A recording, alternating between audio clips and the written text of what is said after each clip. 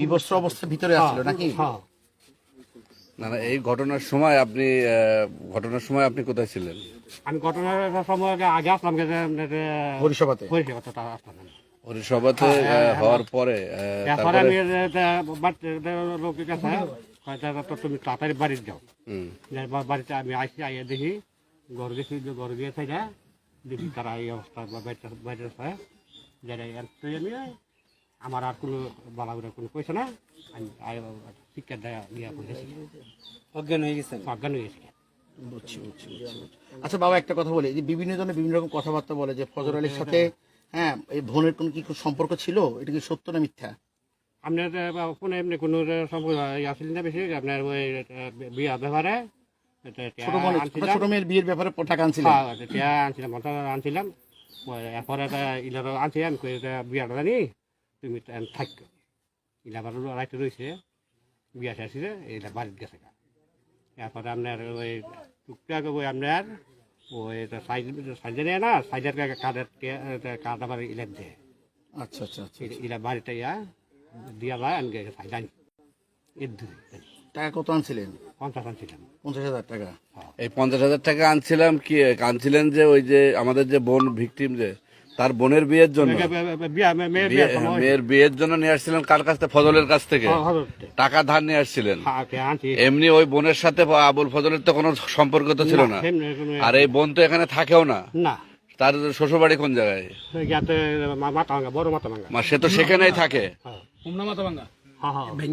হোমনা মাতাঙ্গা, সে তো সেখানেই থাকে। এখানে 2-1 দিনের জন্য বেড়াতে আসছে।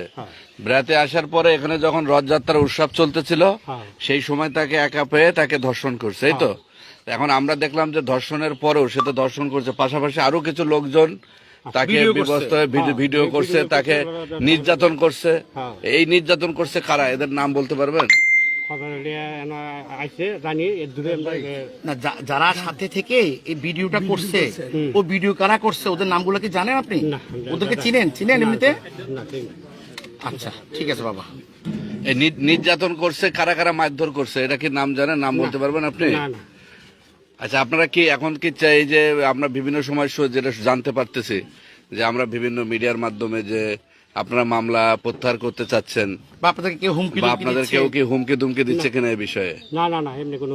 আচ্ছা, হুমকি ধুমকি যতই দিক, আমরা মনে করি শুধু আপনারা একা না, সারা বাংলাদেশের মানুষ, শুধু হিন্দু সম্প্রদায় না, সারা বাংলাদেশের মানুষ, বিশ্বের মানুষ সবাই আপনাদের পাশে আছে, প্রশাসন আপনাদের সাথে আছে।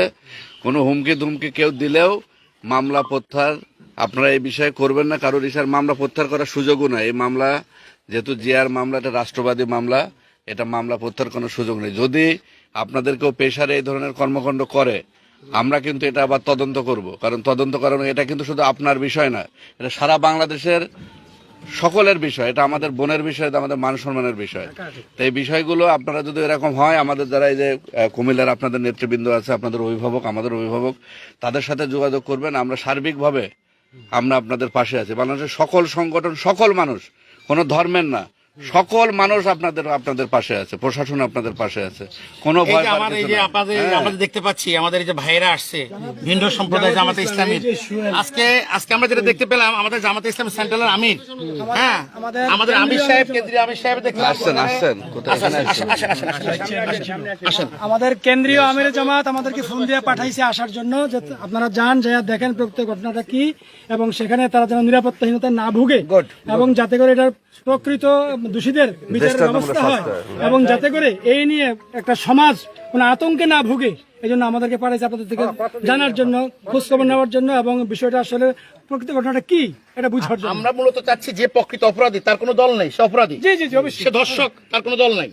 এখন এটাকে লেবাস লাগানোর জন্য এক একজন এক এক দল ইউজ করবে। কেউ বলবো কে আওয়ামী লীগ, কেউ বলবো বিএনপি, কেউ বলবো জামাত, কেউ বলবো এনসিপি। আমরা মনে করি সে একজন দর্শক, তার সাথে যারা ভিডিও করছে তারা দর্শকের অপরাধী।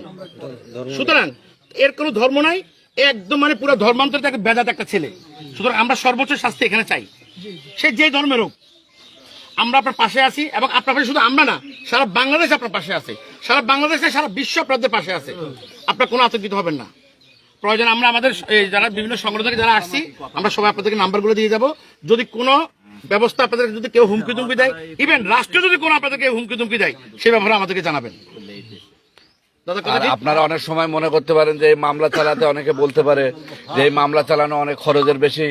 আপনাদের এই মামলা যে আইনজীবীরা যারা পরিচালনা করবে এটা বিনামূল্যে কোনো ফি ছাড়াই আপনাদের এই মামলা পরিচালনা করা হবে। যদি 2টা 3টা যত মামলা হোক না কেন, একদম। এই বিষয়ে আইনগতভাবে আমরা সহযোগিতা করব।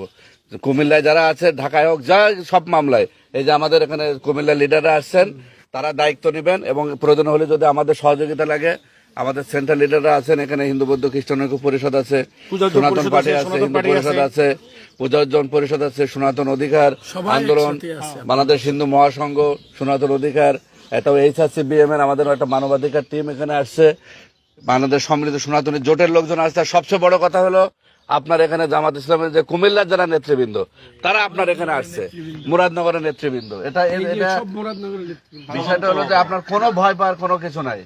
আমরা সবাই এখানে, আমরা হয়তো বা দূরে আছে, কিন্তু ওনারা তো আপনার আপনজন, ওরা আপনাদের প্রার্থী। এই যে উনিরা আছেন, তাই যারা আপনার এই পাশে যারা এখানে ছুটে আসছে, সবাই এখানে আছে। কোনো ভয় পাবেন না, কোনো আতঙ্কিত হবে না। কোনো হলে তারা আপনার অভিভাবক হিসেবে আপনার পাশে থাকবে, তাদের সাথে যোগাযোগ রক্ষা করবেন, আমাদের যারা আছে তাদের সাথে যোগাযোগ রক্ষা করবেন। কোনো ভয় পাওয়ার কিছু না। আমরা চাই যারা এই হত্যা এই ঘটনার সাথে জড়িত তাদের জন্য দৃষ্টান্তমূলক শাস্তি হয়, এবং যারা এই ভিডিও করে ছবি পোস্ট করছে বা যারা এইগুলো আমাদের বোনকে এরপর আবার নির্যাতন করছে, তাদেরকেও আমরা দৃষ্টান্তমূলক শাস্তির আওতায় জন্য যা কিছু করণীয় আমরা সেই জায়গায় সেই কাজগুলো আমাদের জায়গা থেকে করব।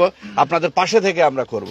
আপনাদের যে কোনো সহযোগিতার জন্য এই যে কুমিল্লা যারা আছে ওদের সাথে যোগাযোগ করবেন। আমাদের নাম্বারও দিয়ে যাচ্ছে, কিন্তু আমরা তো আর সার্বক্ষণিকভাবে সবসময় আসতে পারবো না, কিন্তু আমরা যোগাযোগ রাখবো। ওনারা আপনাদের সাথে থাকবে, ওনারা আপনাদের আপনজন। এরপরে ওই যে ভাই আপনার আপনজন, উনি আপনার আপনজন, ওনারা আপনাদের সাথে থাকবে, ওনাদের সাথে যোগাযোগ রাখবে। ভাই আপনার শুনতে চাচ্ছি, এই যে ঘটনা যে ঘটলো এবং এটাকে বিভিন্ন ভাবে যে রং দেওয়ার চেষ্টা করতেছে, এই বিষয়গুলো যেহেতু আপনারা স্থানীয়, জামাত ইসলাম এটা নিয়ে কি ভাবতেছে এবং মুরাদনগর বা কুমিল্লার মানুষজন এটা নিয়ে কি ভাবতেছে এবং আপনারা কি জানেন?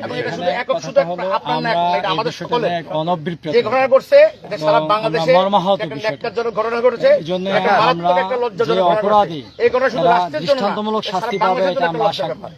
কেমন আমরা সার্বিকভাবে সহযোগিতা করব, কোনোভাবে মানসিকভাবে আর্থিকভাবে যতটুকু সহযোগিতা লাগে তবে একটা কথা হলো সাম্প্রদায়িক সম্প্রীতি যেন বিনষ্ট না হয়, অবশ্যই এই মেসেজ, খারাপ মেসেজ যেন না যায়। এটা তাহলে দেখা গেছে যে আমাদের যে একটা দীর্ঘদিনের যে আবহনকালের যে সম্প্রীতি আমরা যে বজায় রাখি, এটা আমাদের নষ্ট হবে। এটা নিয়ে যেন কেউ যেন একটা মানে ধূম্রজাল তৈরি না করে। না, এটা কোনো সেই সুযোগ নেই। এবং আমি একটা কথা বলতে চাই এখানে সবার উদ্দেশ্যে, যে ধর্ষক সে যে ধর্মের, সে যে জাতের, সে যে দলেরই হোক না কেন, সে ধর্ষক।